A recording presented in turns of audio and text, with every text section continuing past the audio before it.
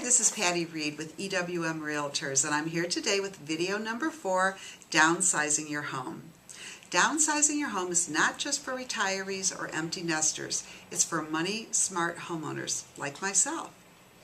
With the soaring price of gasoline, food, and other consumables today, downsizing your home is really well worth investigating. Just to think about it, your monthly mortgage expense is probably at least 30% of your gross income, and it could be up to 50% of your net income. By selling your home today, especially if you're able to make money on the sale of your home, you might be able to buy a home and pay cash and then actually have extra money left over for investing. Real estate taxes are another consideration when you're downsizing your home. You might be able to decrease your real estate taxes in half in a couple of different ways.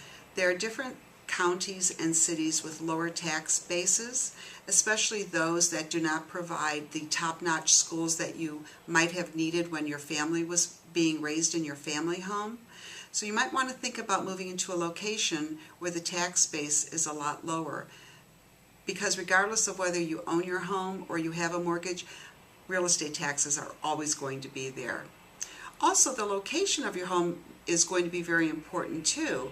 You might be able to find a property where you have to travel less to work, or travel to the grocery store or restaurants that you enjoy within a shorter distance. And some people are lucky enough to even get rid of the car if they move from the suburbs to the city. Think of those savings. Your utility bills are another consideration. Cutting your utility bills, slashing them actually in half, or even more than that, by going from a 3,000 square foot home to a 1,500 square foot home. And just think about the maintenance that you won't have either. You can fire the pool guy. You don't have to cut the grass if you live in a condominium, or if you do own a home, the cost of repairing or replacing a roof on a 1,500 square foot home versus a 3,000 square foot home is definitely a lot less. With the money that you save, let's say it's $500 a month, you can take that money and invest it. Or just do the calculations yourself. $500 a month times a year is $6,000 a year, or $60,000 in a decade. Or again, if you do invest it, it could be up to $150,000. And just think of what you could do with that money. You could provide your grandchildren with an education savings account, or you could take a trip around the world, or you could simply buy yourself season's tickets to the local baseball team. These are some of the ideas that you might want to start to consider, and I want to leave you with one statistic.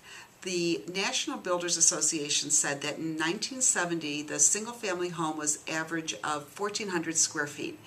Today's single-family home is double that amount.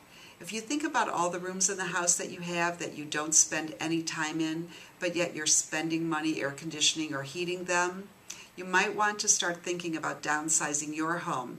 But before you make that major decision, think about everything it is that you would want in your next home, and we'll talk about that on video 5, Finding Your Next Home.